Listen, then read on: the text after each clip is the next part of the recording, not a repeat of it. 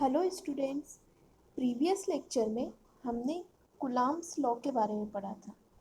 Coulomb's law के according एक charge Q1 और दूसरा चार्ज Q2 अगर एक दूसरे से r डिस्टेंस पर है तो उनके मध्य लगने वाला बल formula F equals to 1/4πε0 Q1 Q2 upon R square होता है। यहाँ तक हमने इसको पढ़ लिया था। अब यहाँ पे कांस्टेंट है 1/4πε0 जिसकी वैल्यू है 9 × 10⁹ न्यूटन मीटर स्क्वायर पर कूलॉम स्क्वायर। ये वैल्यू कहाँ से आती है इसके बारे में हम जानेंगे। और यहाँ पे ये कांस्टेंट 1/4πε0 ही क्यों लिया है ये आज हम इस लेक्चर में जानेंगे।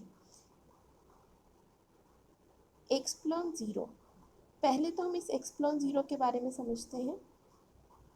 जब एक चार्ज Q1 और Q1 इस चार्ज Q2 पर फोर्स लगाता है तो ये फोर्स जितना Q1 लगाएगा उतना Q2 तक नहीं पहुंच पाता है। हम सभी जानते हैं 100% इनपुट का 100% आउटपुट नहीं मिलता है।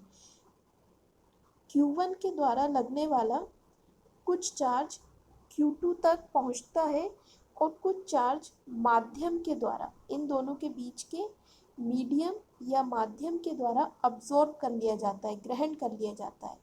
यानी कि जितना फोर्स Q1 के द्वारा Q2 तक भेजा जाएगा उतना पूरा का पूरा फोर्स Q2 को नहीं मिलता है। जब हम इसकी मैथमेटिकल कैलकुलेशन करते हैं तो जो विद्युत बल होता है दो चार्जों के बीच जो लगता है वह विद्युत बल रेखाओं के रूप में लगता है। अब विद्युत बल रेखाएं क्या होती हैं ये हम नेक्स्ट लेक्चर में पढ़ेंगे। तो मान लीजिए Q1 ने 100 विद्युत बल रेखाएं Q2 तक भेजी, लेकिन माध्यम ने 100 में से 60 विद्युत बल रेखाओं को ग्रहण कर लिया और Q2 तक सिर्फ 40 गई।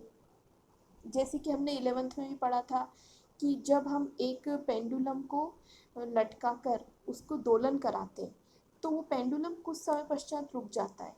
क्यों? क्योंकि वायु के घर्षण के कारण, यानी कि उसके जो दोलन रुकते हैं उसका कारण माध्यम के द्वारा एक बल लगता है वो होता है। सेम यहाँ पे भी Q1 चार्ज Q2 पर जो फोर्स लगाता है वो पूरा का पूरा फोर्स Q2 तक नहीं मिल पाता है। कुछ फोर्स माध्यम के द्वारा अब्जॉर्ब कर लिया जाता है और माध्यम के इस गुण को हम विद्युतशीलता कहते हैं। विद्युतशीलता किसे कहते हैं? किसी माध्यम का वह गुण जिसके कारण वह विद्युत बल रेखाओं को ग्रहण करता है। जैसे कि यहाँ पे हमने समझा था 100 विद्युत बल रेखाएं Q2 तक पहुँचाई गई है। 100 में से 60 को माध्यम ने सपोज अब्जॉर्ब कर लिया तो सिर्फ Q2 तक 40 बची। तो ये जो 60 इसने अब्जॉर्ब किया है इस माध्यम के इस गुण को हम बोलते हैं विद्युतशीलता। माध्यम के इस गुण को हम बोलते हैं विद्युतशीलता। किसी माध्यम का वह गुण जिसके कारण वह विद्युत बल रेखाओं को ग्रहण करता है विद्युतशीलता कहलाता है। अब चूंकि माध्यम अलग अलग होते हैं तो उनकी विद्युतशीलताएं भी अलग अलग होती है। वायु या निर्वात के लिए विद्युतशीलता का मान होता है 8.854 इंटू 10⁻⁻12 कूलॉम स्क्वायर पर न्यूटन मीटर स्क्वायर। ये विद्युतशीलता का मान होता है। अब यहाँ पे हम पढ़ेंगे कि 1/4πε0 कैसे आया। तो यहाँ पे एक्सप्लॉन तो विद्युतशीलता है। अगर ये विद्युतशीलता वायु या निर्वात की है तो हम इसे बोलेंगे एक्सप्लॉन ज़ीरो और इसका ये मान होता है। इसको ध्यान से आप याद रख लें, ये ऑब्जेक्टिव में भी पूछा जाता है। 1/4πε0। अभी हमने देखा था Q1 और Q2, इनके बीच माध्यम कुछ विद्युत बल रेखाओं को ग्रहण कर लेता है जिससे फोर्स में कमी हो जाती है। यानी कि 100 स्ट्रिंग्स अगर भेजी गई हैं तो 60 सपोज माध्यम ने ऑब्जर्व कर ली तो 40 इसके पास गई। तो माध्यम की विद्युतशीलता जितनी कम होगी, एक्सप्लॉन की वैल्यू जितनी कम होगी, फोर्स का मान उतना ही ज़्यादा होगा, या अदर वर्ड्स में कहें माध्यम की विद्युतशीलता जितनी ज़्यादा होगी फोर्स का मान उतना ही कम होगा। तो यहाँ पर हमने देखा कि दो आवेशों के मध्य लगने वाला बल माध्यम की विद्युतशीलता के व्युत्क्रमानुपाती होता है, अर्थात F इज प्रोपोर्शनल टू 1/एक्सप्लॉन। यदि माध्यम वायु या निर्वात है तो उसके लिए हम यूज़ करेंगे एक्सप्लॉन 0। तो F इज प्रोपोर्शनल टू 1/एक्सप्लॉन 0। तो जो कांस्टेंट की वैल्यू आएगी वो होगी 1/एक्सप्लॉन 0। अब 4 पाई क्यों लिया है? क्योंकि आवेश एक अदिश राशि है और ये सभी तरफ से विद्युत बल रेखाओं को छोड़ेगा, तो एक 3D माध्यम लेते हुए हमने 3D में सबसे ज़्यादा एंगल होता है 4 पाई, सो 3D माध्यम लेते हुए यहाँ पे जो हमने कांस्टेंट लिया है वो लिया है 1/4 पाई एक्सप्लॉन 0। अब इस 1/4 पाई एक्सप्लॉन 0 की वैल्यू क्या होगी?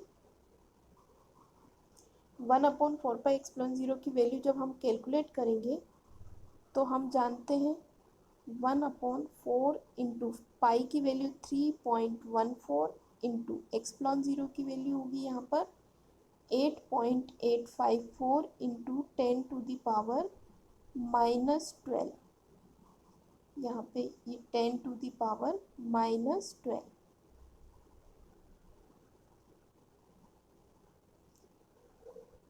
जब हम इसको इंटू करेंगे, इन सब का इंटू करेंगे और 1 से डिवाइड करेंगे तो जो आंसर होगा वो लगभग होगा 9 इंटू 10⁻⁹।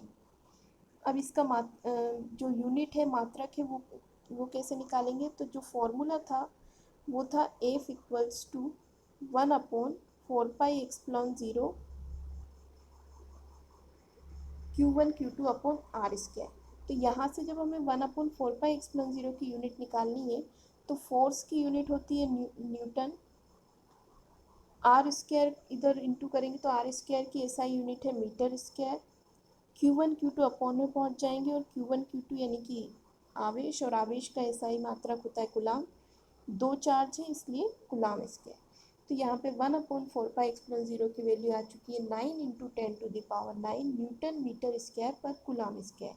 और जहाँ पे एक्सप्लॉन 0 वायु या निर्वात की विद्युतशीलता है, यानी कि एक चार्ज जब दूसरे चार्ज पर फोर्स लगाता है तो वह फोर्स का कुछ भाग माध्यम के द्वारा अब्जॉर्ब कर लिया जाता है, जिसे हम विद्युतशीलता कहते हैं। Thank you so much.